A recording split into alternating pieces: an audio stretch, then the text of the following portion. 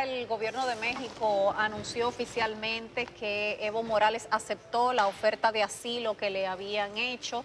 Él renunció en el día de ayer, empujado por las fuerzas policiales y militares de Bolivia que le exigieron su renuncia.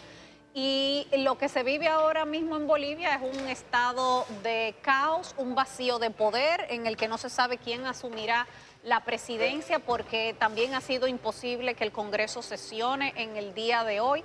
El Congreso es quien tiene que aceptar esa renuncia, o sea, conocer la renuncia y aceptarla y luego iniciar el proceso de sucesión. Pero resulta que en el Congreso la mayoría es del partido de Evo Morales. Entonces hay un impasse fuerte en ese aspecto. Pero entonces renunció el vicepresidente, renunciaron los presidentes del Senado y la Cámara de Diputados. Entonces la cuarta persona en la línea de sucesión se supone que está bajo el resguardo de fuerzas militares en este momento, pero se desconoce su paradero. O sea, es una situación, y ustedes están viendo las imágenes, donde reina ahora mismo la anarquía en las calles de Bolivia. Ahora, una cosa queda claro en cuanto a cómo lo de Bolivia se refleja en la República Dominicana o viceversa, y es el tema de la poca confianza que hay, que incluso ha llevado a Bolivia a esta crisis democrática en lo relativo al voto automatizado. Si se fijan en el informe que entrega la OEA tras haber supervisado los comicios electorales, una de las cosas que dice es que parece haber un patrón altamente improbable en el proceso de entrega de resultados, que ya en la parte infine varió de manera significativa, un poco parecido a lo que alegaban la facción de Leonel Fernández aquí, y es quizás la crisis de la digitalización de la democracia en América Latina, sea lo que sea, es decir, sea lo que sea, lo que viene es a generar una desconfianza poblacional en un sistema que ahora encuentra a una población latinoamericana dividida en cuanto a si es adecuado o no. Eso venía de antes, porque desde el 2016, cuando tú llamas a un pueblo para preguntarle qué es lo que tú quieres como pueblo, y el pueblo hace y obedece y dice, lo que yo quiero es que ya no te vuelvas a reelegir. Y entonces tú le pasas por encima esa voluntad, utilizas el Tribunal Superior Electoral, haces lo mismo que aquí se quería hacer. Con el Constitucional. Utilizas el argumento de que yo tengo derecho a elegir y a ser elegible. Lo mismo que aquí se quería hacer en el momento en que Danilo estaba buscando la reelección. Ese pueblo, y entonces encima le haces un fraude, ese pueblo se rebela. Pero hay que decir que la mayor parte de los habitantes de este país, Bolivia, que tiene la misma cantidad de gente que tienen 10 millones de habitantes. Yo no sé todavía si nosotros ya le pasamos a 12 o a 13, porque nosotros andamos casi por 12 ya. Sí, yo creo que ya sí, pero son indígenas.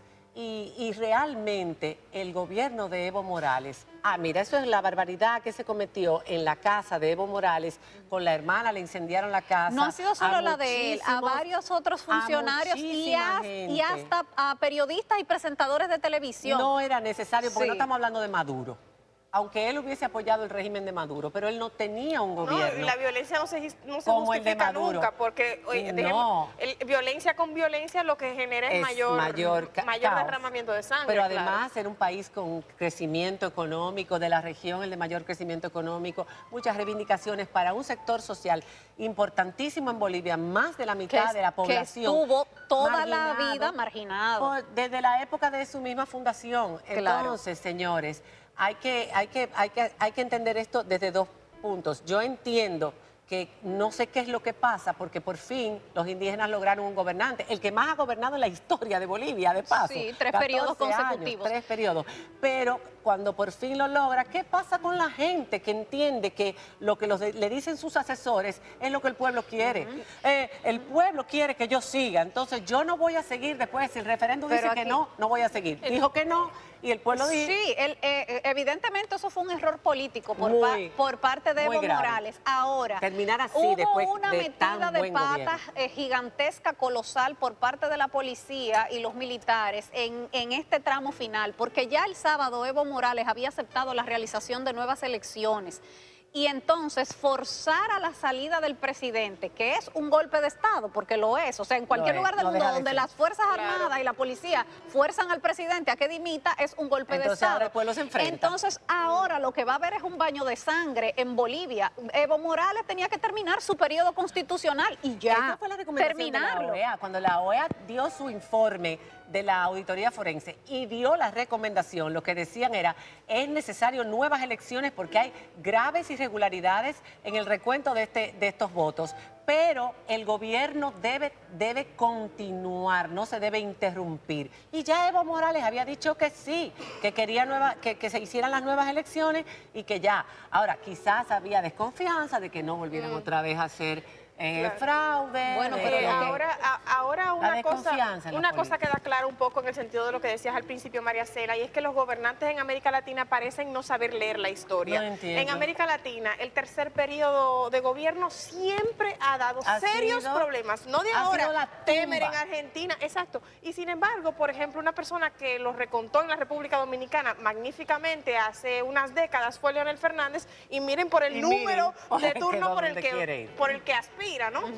Entonces, bueno, el tema del voto automatizado, el tema de prolongarse en el poder de una manera Oye, esa eterna, constitución son fue los mismos problemas. Esa constitución que él mismo quería violar fue él en el 2008, que por primera vez tenía, porque acuérdense de los gobiernos militares, o sea, un país que ha sufrido mucho, y por primera vez tenía este gobernante que fue simpático y que fue muy querido. No vamos a hablar ahora de Chile, pero hay unas imágenes y a mí me preocupa mucho la polarización que estamos viendo en América, en Hispanoamérica en general. Oye, en España hicieron elecciones ayer, otra vez. Otra vez nadie tiene mayoría. Nadie tiene mayoría. ¿Cuántas elecciones tendrán que hacer? 4 elecciones ya, una barbaridad. Los españoles ya no saben qué es lo que va a como pasar. va la cosa, parece que habrá una quinta. Ciudadanos desapareció, Vox en tercer lugar, el PP en segundo y el PSOE. Pero yo decía lo de Chile.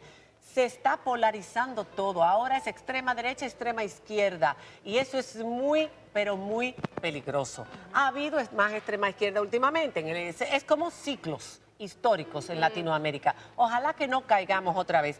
Yo estoy con Bukele, que decía, es que lo de la izquierda se alegran cuando se cae el gobierno de la derecha y los de la derecha se alegran cuando se cae el gobierno de la izquierda, pero no se dan cuenta que los pueblos ya no quieren ni uno ni otro. Mira, hay que tener ideología, pero hay que gobernar para el país, dejar que con políticas públicas adecuadas al país, haciendo transparencia. Señores, el pueblo de Chile, que parecía un ejemplo, no se hacía transparencia, había desigualdad. Óyeme, Chile no se repartían los impuestos como tenía. A República Dominicana. Sí. Y un modelo económico que siempre crece, siempre crece. Igual que República Dominicana, el país de Latinoamérica que más crece. De eso. Mira, yo voy a cerrar con esto que dijo Sebastián Piñera, el presidente de Chile, al que le ha tocado toda esta situación. Buenísimo lo que dijo, me encantó. Entonces, a ver si los gobernantes de aquí lo escuchan. Él dijo, no supimos entender que había un clamor subterráneo de la ciudadanía por lograr una sociedad más justa, más igualitaria, con más movilidad social, más igualdad de oportunidades y menos abusos. Ahora miren la situación en la que están. Cuando a los pueblos no se les escucha, miren, no escucharon el referendo en Bolivia, miren lo que pasó. Cuando a los pueblos no se les escucha, los pueblos se levantan y eso es lo peor que puede pasar. De nuevo a leer la historia. Eso es lo peor que puede pasar. A leer la historia. Señor.